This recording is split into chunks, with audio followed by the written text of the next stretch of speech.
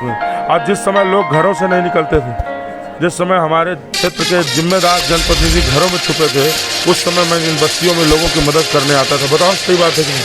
नौजवान हो, जब हमको कोई दबाए, सताए, धमकाए, किसी थाने में चौकी में बदतमीजी हमारे साथ करे, तो हमारा नेता हमारे साथ। नौजवान खड़े हैं जिनको 2 करोड़ प्रतिवर्ष नौकरियां दिए जाने के वादे के साथ छला गया है। श्रमिक कॉलोनी जिस तरीके से आप बता रहे हैं कि आवंटन करेंगे, तो उसको किस प्रकार से आवंटन करेंगे आप?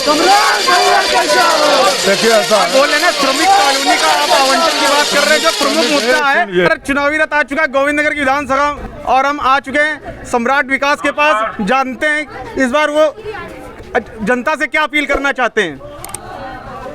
जनता से अपील यही है कि ये जो 5 साल से झूठ बोलने वाली सरकार, महंगाई लाने वाली सरकार, रोजी रोजगार छीने वाली सरकार है, इसको हटा दें और हम गोविंद नगर विधानसभा में परमानेंट सेवक चुने, जो लगातार जनता के बीच में रहा हो, जो लगातार जनता के दुख दर्द को अपना दुख दर्द समझा हो, उनके बीच में रहा हो। चाचा प्रणाम, ध्यान है ना, ध्यान रखिए साइकिल का, अब बदलाव कर दीजिए।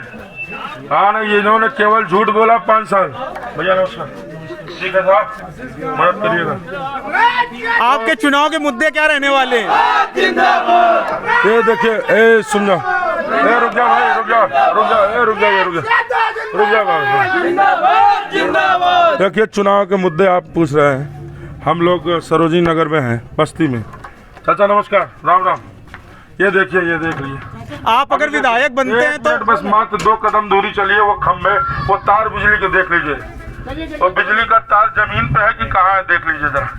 थोड़ी देर में दिखा देते हैं आपको। नाली और सीवर की बहुत बड़ी समस्या है। ये तार दिखाइए आप, तार नमस्ते चाचा, ठीक है ना? अब बदल जाओ तो अब कितना झूठ बोलेंगे? अब अगली बार यही झूठ बचा है, कह दे हम चंद्रमा में जाके बिजली का तार लगवा देंगे, खंभा लगवा देंगे, यही झूठ बोल सकते हैं। जमीन पे तो कुछ नहीं कर पाए। तो मतलब ये देखिए भाई साहब, देखिए कितना रिस्क पे जीवन है गरीब लोगों का, आम आदमी का जीवन कितना खतरे में रहता है। ये आप देखिए, यही मुद्दे हैं, और मुद्दे देखिए सबसे स्पष्ट है। अब जनता ऐसा जनप्रतिनिधि चाहती है जो हमेशा उनके बीच में रहता है। और मैं यहाँ पे चुनाव 2000 उपचुनाव के बाद कम से कम 10वीं 12वीं बार आया हूँ इन लोग के बीच में। आज जिस समय लोग घरों से नहीं निकलते थे, जिस समय हमारे क्षेत्र के जिम्मेदार जनप्रतिनिधि घरों में छुपे थे, उस समय मैं इन बस्तियों में लोगों की मदद करने आता था। बताओ सही बात है कि नहीं? अगर हम बताओ, हम सीजन वाले नेता हैं कि परमानेंट नेता हैं? हम परमानेंट सेवक हैं।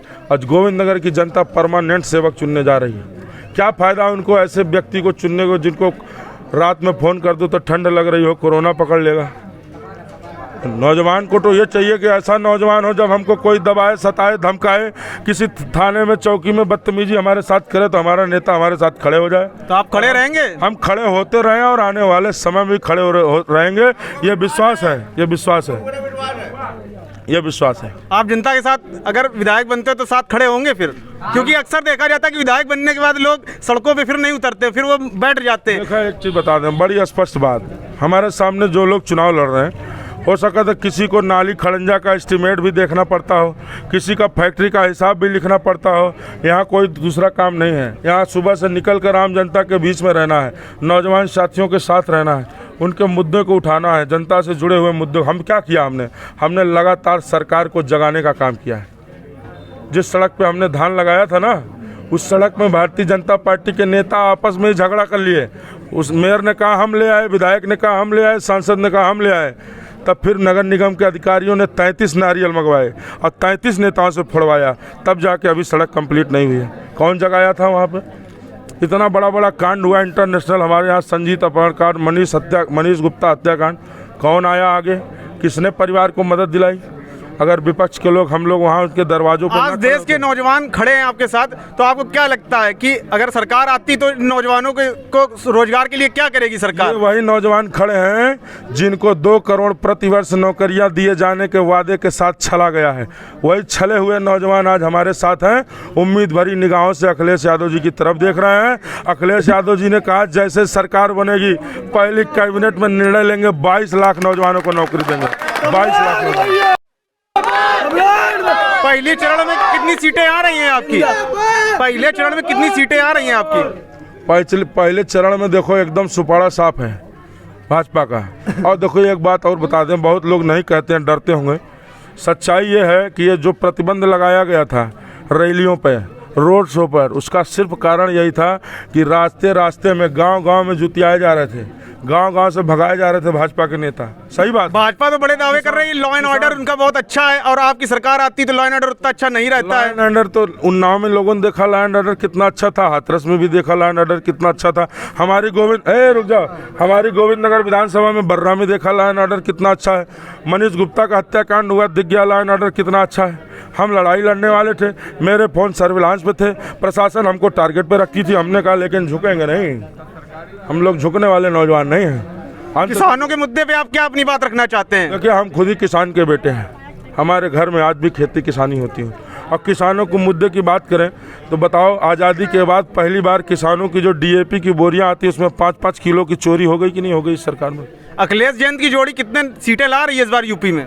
पूरा देखो, पूरा पश्चिम में 1-2 जगह खाता खुल जाए तो खुल जाए भाजपा का, नहीं तो पूरा समाजवादी पार्टी और गठबंधन जीत रहा है। यह समझ लो।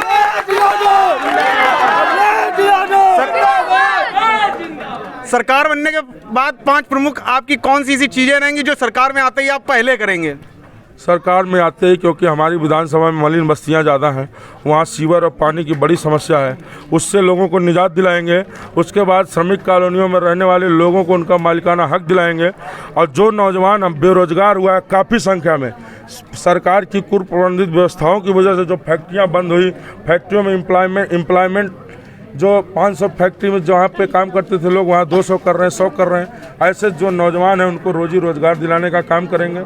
और यहाँ पे एक बहुत बड़ी आबादी, हम भी चूँकि पूर्वांचल के पृष्ठभूमि से हैं, तो पूर्वांचल के लोगों का एक यहाँ बहुत बड़ा त्यौहार होता है लोक आस्था का, छठ महापर्व, उसमें बड़ी समस्याएं उनको उठानी पड़ती है। मैंने देखा है छठ पूजा के 6 दिन पहले साफ सफाई शुरू होती है, कुछ हो पाती कुछ नहीं हो पाती। ऐसे लोगों के लिए भी परमानेंट व्यवस्था करेंगे। रोजगार हमारी प्रथम प्राथमिकता है। जो नौजवान उस लायक हैं जिनको रोजी रोजगार नहीं मिला है, उनको सरकार की जितनी समाजवादी पार्टी की उपलब्धियां हैं, जितनी समाजवादी पार्टी के घोषणा पत्र में जो बातें लिखी गई हैं, वो सब हम एक दरवाजे तक, चौखट तक ले जाने का काम करेंगे। श्रमिक कॉलोनी जिस तरीके से आप बता रहे हैं कि आवंटन करेंगे, तो उसको किस प्रकार से आवंटन करेंगे आप? देखिए, ऐसा है, बोल रहे ना श्रमिक कॉलोनी का आप आवंटन की बात कर रहे हैं, जो प्रमुख मुद्दा है इस बार। श्रमिक कॉलोनियों में रहने वालों से हर बार जो विधायक बनता है झूठ बोल के आ जाता है, ठीक विधायक बन जाता है, उसके बाद वो कुछ नहीं करता है। अच्छा बताइए, जब आज के समय में कोरोना की महामारी से अभी आदमी पूरी तरीके से खड़ा भी नहीं हुआ था, ऐसे में श्रम विभाग द्वारा श्रमिक कॉलोनी में रहने वालों को रोज वो भेजा जाएगा नोटिस, तो उनको क्या होगा बताइए? उनका मानसिक प्रताड़ित किया जा रहा है। अखिलेश यादव जी मुख्यमंत्री होंगे, मैं उनसे रिक्वेस्ट करूंगा, हाथ पैर जोड़ूंगा और कहूंगा कि ये जो लोग 35 सालों से रह रहे हैं, इनको चाहे कुछ जो भी निर्णय उस समय कैबिनेट लेगी, चाहे इनसे कुछ न्यूनतम पैसा लेके उनको उनका अधिकार दे दिया जाए, या जो भी उस समय की कैबिनेट तय करेगी उनको अधिकार दिया जाएगा। तो आप लड़ेंगे श्रमिक कॉलोनी मुद्दे पर? बिल्कुल लड़ेंगे, पहले भी लड़े हैं, आगे भी लड़ेंगे। अब तो लड़ना नहीं है, सरकार बन जाएगी तो हमें अपने नेता से अपनी बात। आपको बहुत बहुत धन्यवाद। बहुत शुक्रिया आपका, बहुत धन्यवाद। पानी नहीं पिया तब जा, पानी ना पिया। मैं दीपक कुशवाहा, कैमरामैन शेखर कटियार के साथ, उपसंहार न्यूज।